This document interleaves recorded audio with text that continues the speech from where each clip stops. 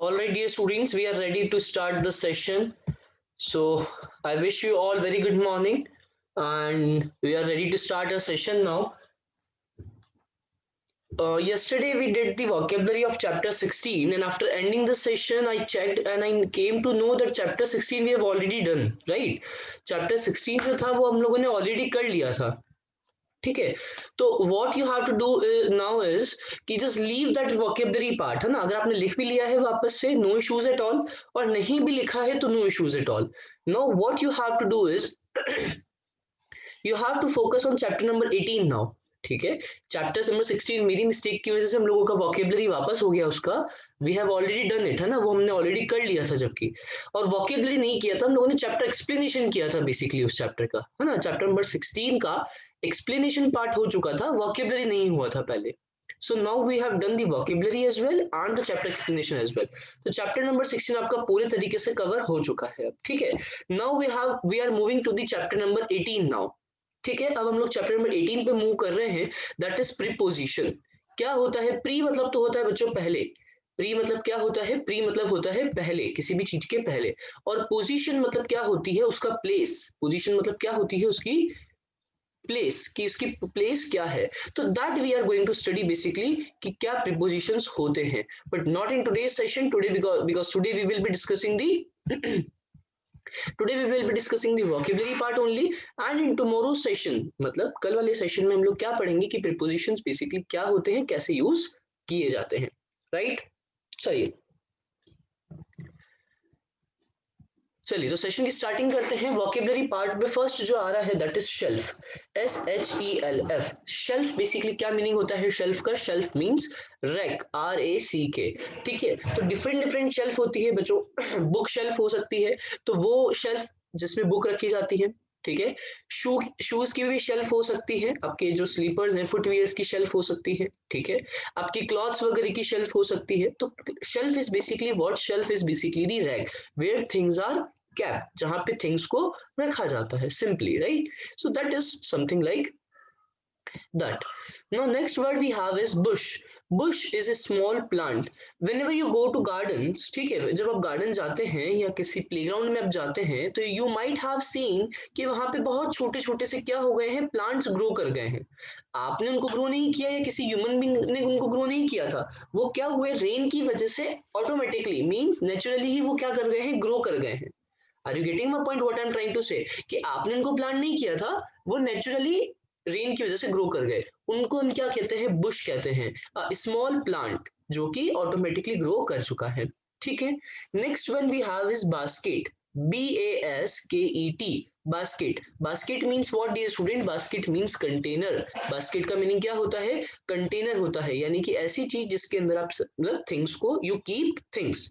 ठीक है, you have a basket for your fruits as well. Fruits की sorry not food, fruits. Right, तो fruits को हम कहाँ पे रखते हैं? बास्केट में रखते हैं. राइट, तो समथिंग लाइक दैट, ऐसी चीजें जो आप क्या करते हैं, किसी बास्केट में किसी कंटेनर में रखते हैं, उसको हम क्या बोलेंगे? बास्केट बोलेंगे. I think you must know about it. Right, ये तो आपको ऑलरेडी पता होगा. Next word we have is fence.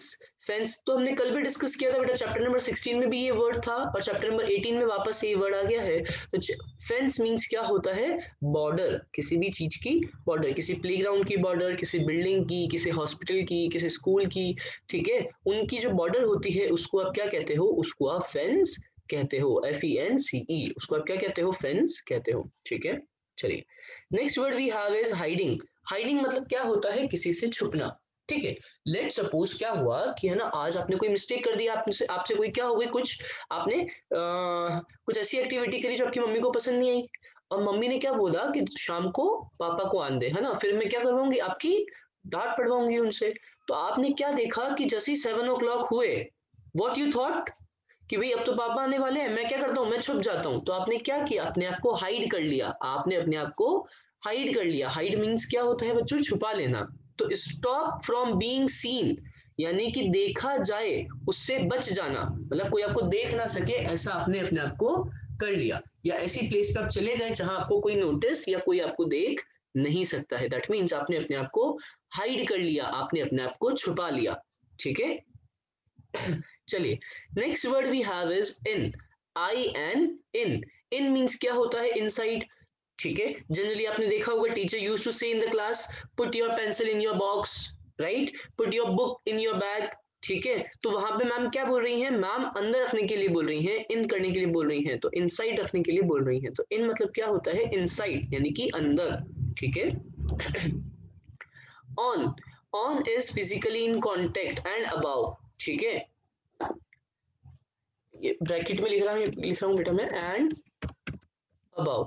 ठीक है, देखिए समझिए इसको क्या है? On, physically in contact and above. Let's suppose मैंने क्या किया, मैंने मेरे टेबल पे पेन को रखा, तो now pen is on the table, right. Laptop है मेरे पास, तो लैपटॉप अभी मैंने कहाँ रख रखा है? आपको पढ़ाने के लिए मैंने टेबल पे रख रखा है, तो laptop is on the table, right. In the same way आप लोगों ने भी आपकी बुक्स को, आपने अपनी नोटबुक्स वगैरह को टेबल पे रख रखा होगा कि नहीं रख रखा होगा बेटा? तो वो क्या है? ऑन है। ठीक है, मींस आपने उनको फिजिकली इन कांटेक्ट, यानी कि चीजों को आपने सरफेस के ऊपर रखा हुआ है। Are you getting my point? It is something like that. Next we have is in front of. In front of means facing, यानी कि मेरे सामने की तरफ क्या है? What is in front of you? Come on tell me, what is in front of you? Mobile phone, right. जो अगर लैपटॉप में अगर क्लास ले रहे हैं तो लैपटॉप। ठीक है, या किसी के सामने बुक रखी हुई है तो वो क्या कह सकते हैं? Book is in front of me, यानी कि बुक है मेरे सामने, राइट। तो समथिंग लाइक दैट। तो in front of means what? Facing. ठीक है, किसी चीज को फेस करना, यानी कि जहां मेरा फेस की डायरेक्शन है उस डायरेक्शन में किसी का होना। ठीक है, next word we have is between. Between means what? Between तो आपको पता होगा ऑलरेडी। बिटवीन तो क्या होता है? इन द मिडिल ऑफ, यानी कि दो चीजों के मिड का, दो चीजों के मिडिल का, यानी कि दो चीजों के बीच का, उसको क्या कहेंगे? बिटवीन कहेंगे। ठीक है, तो it is something like that. इनके एग्जांपल्स वगैरह सब पढ़ेंगे बेटा हम, क्योंकि ये सब प्रीपोजिशंस ही हैं from 6 number vocabulary to 15 number vocabulary. These all are what? These all are your prepositions. ये सब आपके क्या है? prepositions ही हैं। और इन सब prepositions को आप कहाँ पे यूज करेंगे? अभी हम जो चैप्टर पढ़ेंगे तब आपको समझ में आएगा कि okay which preposition is used in what manner। ठीक है, कौन से preposition को कैसे यूज किया जाता है वो सब आप लोग अभी सीखेंगे। चलिए, between is done, this is done, right। next now we are on the behind, behind। behind मतलब होता है किसी के पीछे चले जाना, किसी चीज के पीछे चले जाना। Let's suppose you are playing hide and seek. Hide and seek खेला है आप लोगों ने? डियर स्टूडेंट्स, आपने हाइड एंड सीक खेला है? ठीक है, तो हाइड एंड सीक में मोस्टली आप क्या करते हैं? आप किसी ना किसी चीज के बिहाइंड, यानी कि पीछे जाके छुप जाते हैं। ट्री के पीछे जाके छुप जाना, अलमीरा के पीछे जाके छुप जाना, ठीक है, और कर्टेन्स के पीछे छुप जाना। तो what basically you do? You hide behind, behind tree, you hide behind shelf, you hide behind अलमीरा, you hide behind curtains। तो behind मतलब क्या होता है? at the back side, यानी कि पीछे की तरफ। ठीक है, so I can ask you what is behind you? आपके पीछे की तरफ क्या है? तो what simply you have to do? You have to turn back and check मेरे पीछे क्या है। ठीक है, चलिए, next word we can see here is that is under, U-N-D-E-R, U-N-D-E-R, under। under means below। under मतलब क्या होता है डियर स्टूडेंट? नीचे की तरफ होना।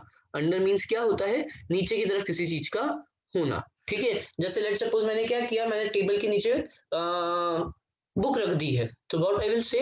The book is under the table. ठीक है, let suppose you are sitting under a tree. आप किसी ट्री के नीचे बैठे हुए हैं, तो आप ट्री के नीचे बैठे हैं ना बेटा, तो what you will say? I am sitting under the tree. आप क्या बोलोगे?